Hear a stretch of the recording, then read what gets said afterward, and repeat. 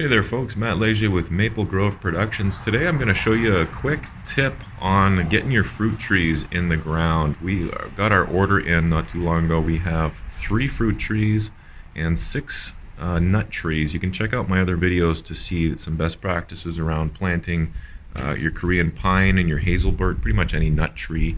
I think some of those tips will apply to, but right now I want to show you the process of getting your fruit trees planted. So we have 1 Siberian pear and 2, I don't recall, I think a sweet 16 apple and a trust apple, I believe. So we're going to show you how to first prepare those for planting and then the actual process of planting, what we do to plant our fruit trees. Step number 1 is to soak the roots. Ideally, as I say in all my other videos, you want to get those out of the package and get them straight into the ground. Soak your trees for a good 20 minutes. Once all that wood chip is off of there, then you're ready to get them in the ground. Dumping your wood chips on the ground prevents the ground from freezing, and since the temperatures have been hovering around 0, what I actually did was a good thing. So I actually take that back, and I recommend you to dump your wood chips on the ground in the places where your trees are going to go to prevent the ground from freezing. So we're going to go dig our holes. We're going to move the wood chips aside, and we're going to get these trees in the ground. Now, I'm pretty sure everybody knows this, but the best time of year for planting your fruit trees is the fall. So end of October, early November at the absolute latest. The reason for that is that the trees are in a dormant state when they come from the nursery, and you want to keep them in a dormant state, so you don't want to plant them when it's hot. Again, here we're doing things a little differently than what you might be doing. We're using hugel mounds as well, and we're kind of combining our fruit trees with the hugel mounds. But yeah, we're going to start over here. If you're just tuning in, our pattern here has been pear, apple, apple, pear, apple, apple. So we're going to do pear here and 2 more apples on the end. Big root here already.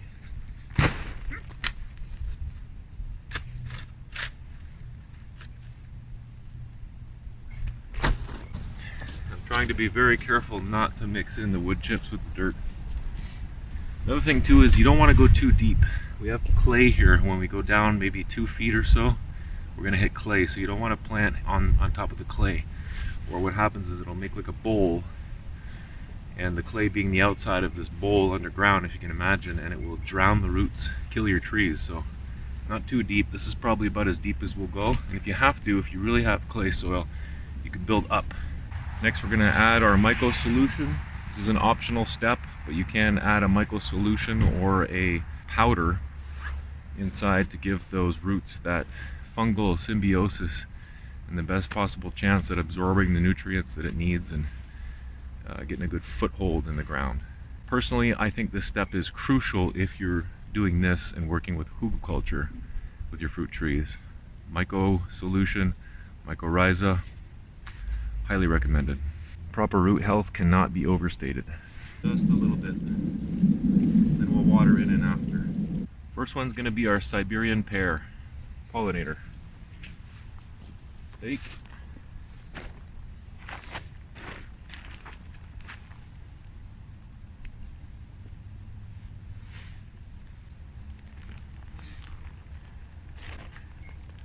So here's what the trees will look like after they've been soaking for a little while. Much easier to take apart. And again, don't leave those roots exposed to the air or to the sun for very long. We're putting them straight in the ground. Make sure to have as few air pockets as possible. So start with the loose stuff.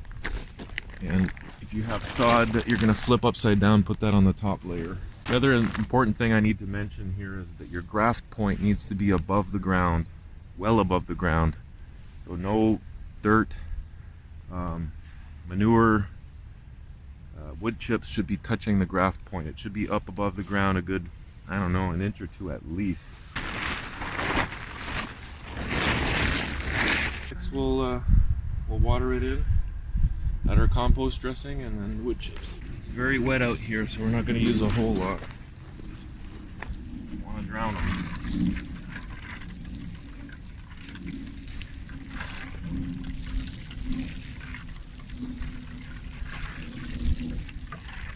Good drainage here, very good drainage. I like to save some of the water as well for getting the compost and the wood chips off of the stem as much as possible. So now she's just tying it off. Not too tight, but also not too loose. You don't want it to be too tight to the point where you're going to, what do they call it, girdle it? But you don't want it to be too loose either, so then when the snow starts to melt, it doesn't pull the tree down with it and snap the scion in half.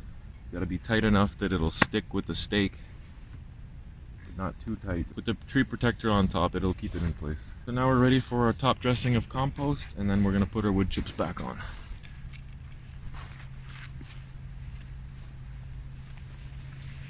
One of the most important things that I've discovered is that you absolutely want to make sure to have that donut shape, not just with your wood chips, but your compost also. And now we're just going to put our wood chips on top, same thing, donut shape. We need more? Yeah, maybe. So that is one fruit tree done. As you can see, it's got a kind of a donut shape. I don't know if you're able to see that or not. And what I like to do as a final step before we put the tree protector on is I'll just give it a quick rinse to get some of this stuff off the rootstock and the scion. Quick little rinse. We're good. Another important tip for you is that you want to identify your trees. Don't rely on these tags because these will get wrecked in the wintertime and then you'll have no idea potentially what you planted there. So keep a log, record it, take a picture, something that identifies them. Write it on the outside of the tree protector. That's one tree done, Siberian tree in the ground. So that's pretty much it for today, my friends. We're going to repeat the process here for our next two apple trees, but it's basically the same thing. And after that, we're going to move over to our Korean pines and our hazelbirds. Let me know what you think in the comments. Drop us a like and sub if you enjoyed this channel and this video. And we'll catch you on the next one. Take care.